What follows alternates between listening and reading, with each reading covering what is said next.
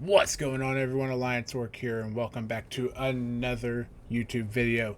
We have so much news to go over since we've last covered what is coming in the upcoming retail patch. But first, if you're not subscribed, make sure you smash that subscribe button as we are pushing for 500 subscribers before the end of the year. But with that being said, let's go ahead and just jump into everything. We have so much to cover, including all of the mounts that have been data mined, vendors for the faded raids, season of discovery, bloodstained commendation rank fixes. I don't know what that means, but you know, that's there. Oh, and Tyvon mount animation fixes. Now, everyone Blizzard has come out and said they have reduced Tyvon's size for animation fixes, but they will bring the goodest boy back to his normal size because so many people in the community are actually in an uproar over it. But I mean, Tyvon's cute. I'm going to say it. Tyvon is cute. Alright, so this is one of the big points we're covering today is the vendors for the bronze bullion. The antique bronze bullion, which you get from, I guess, faded raids or whatever. There hasn't really been a concrete way of acquiring these, but they can stack up to 20 times, including multiple bullion should be obtainable. Indicating. Not. Oh, I'm tired. I just got home. Don't judge me. So essentially, you can get multiple of these items from doing events every week. As soon as I figure out what events give those, I will most likely make a video over that. But one confirmed way of getting them is the Emissary of War weekly event, which involves doing mythic dungeons. It doesn't have to be keystones, just any 4 mythic dungeons. But the Awakened raid seemed to be the primary selling point for how you'll get these. And why you want to get these is because there are 3 vendors that sell the items, or sell items for progress on Firalath, progress on Nazuro, the Unbound Legacy, and Voices of the Silent Star. Not really. Oh, that's I think that actually looks pretty sick, actually. But here's the 3 vendors. Here's their page 1 of what they sell. We have Izzy Normie, and Drakewarp, I guess. But this is just page 1 of what they sell. All of their items are right here. You have the Scales of Awakening that will make Firalath 502 item level. Same with Nazuro. Then you got all of these little items you can buy, including this trinket is fantastic, by the way. I cannot stress this enough. If you need a good trinket, this is it. I love this trinket. It's so good. I got it on my druid. 10 out of 10. Yeah, this is just some of the stuff they sell, and here's some of the other stuff. And the upgrade system, so your gear can go all the way up to 535 item level.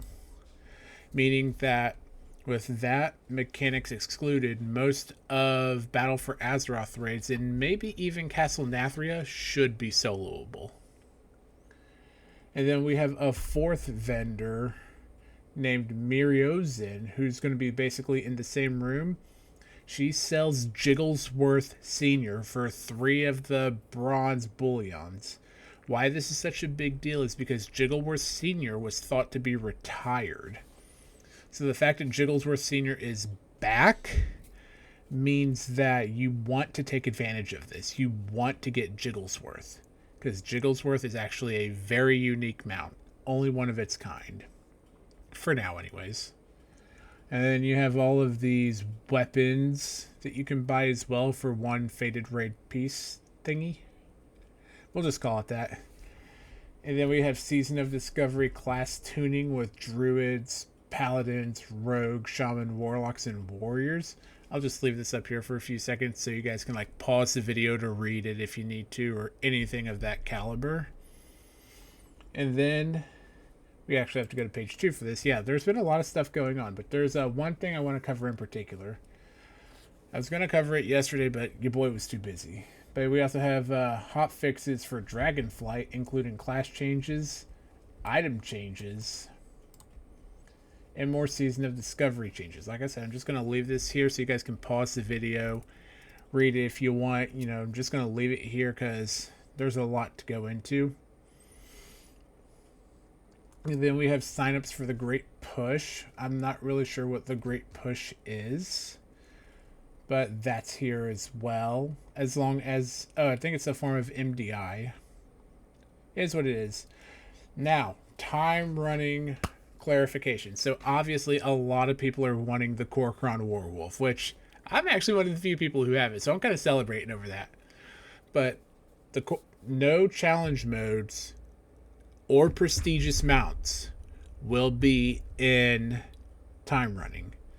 So the Pandaren Phoenixes, the Kor'kron Warwolf, unobtainable still. Like I said, I feel like a lot of people have been asking for this Kor'kron Warwolf because I've been seeing it show up in a lot of threads lately. But that's not even it. Will the original Veil be available to play? When you are in Pandaria, time runner areas that change during the original Mists of Pandaria or later, such as Veil, will look like they do in Chromie time. So the Veil won't have its original look, nor will it have the Vision of N'Zoth look / content. So you don't have to worry about any old god tentacles tickling you while you're trying to quest. The legendary cloak questline will not be available, but you'll want to reach level 70 and receive the cloak appearance on your Cloak of Infinite Potential. Doing this, and this is big, will enable you access to Ordos on retail. Why this is a big deal, you ask? Because Ordos is locked content. Originally, back during Mists of Pandaria, the only way you could fight Ordos was to have a legendary cape on your account. So this being a thing means that you will actually be able to fight Ordos and get into some minimal size actually locked content, because you can just one-shot Ordos. But it is going to be possible. If you have not been able to access Ordos, this is going to be doable. And as stated, items that were only available during the original release of Mists of Pandaria will not be available in this event. This includes the Kor'kron Warwolf, the challenge mode sets, the heirlooms. But wait.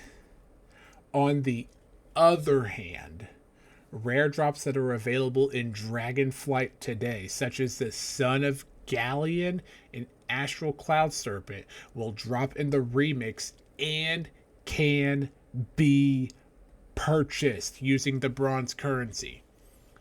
That means you can buy Undasa's mount, you can buy Galleon's mount, you can buy Nalak's mount, you can buy the Shaw of Anger Heavenly Onyx Cloud Serpent, you can buy all of those with the bronze currency. And I cannot stress that enough, because those mounts have been in the ire of people's eyes for years, if not close to a decade.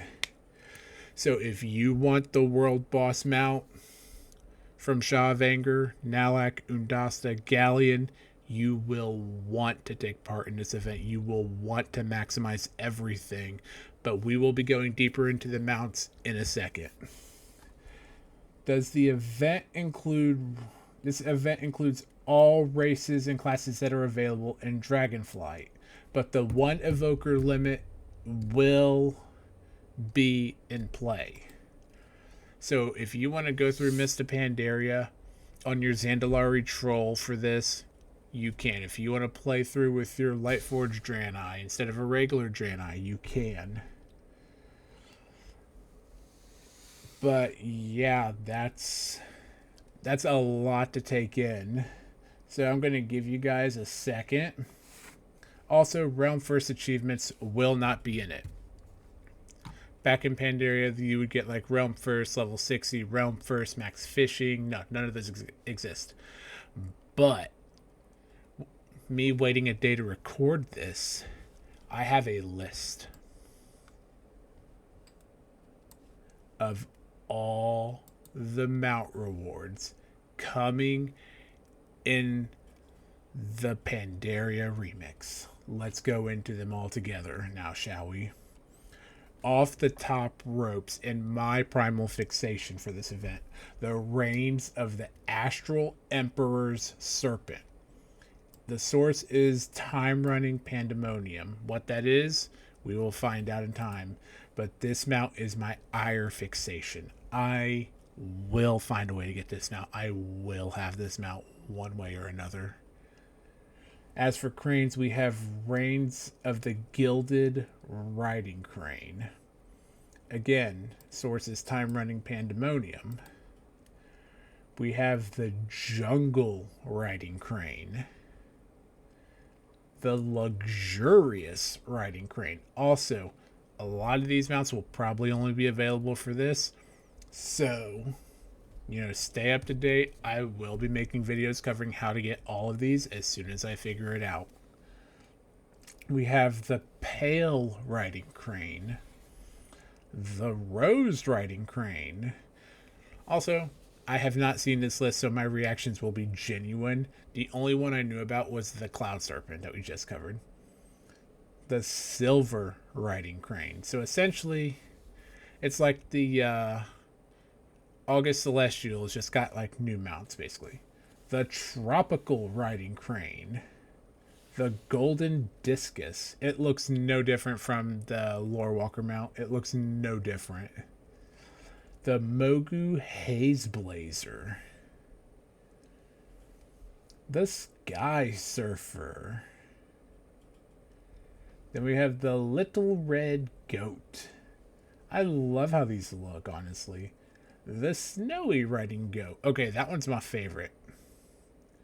We have the Cobalt Juggernaut.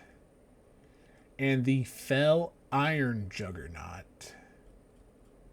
Here, I'll just leave these here for you guys so you can look at them a bit. We have the Feathered Windsurfer String. This is a kite mount. Which, if I'm correct, there's only like 3 kite mounts in the game. And we have the Pale Hide Mushan Beast. That actually looks good. I like that. And we got... Oh, okay. I love that one. The Riverwalker Mushan. I love that blue tint. That looks good. Then we have the August Phoenix. Absolutely beautiful. Very much a 10 out of 10 mount. Would ride. And then we have the Amber Pterodax.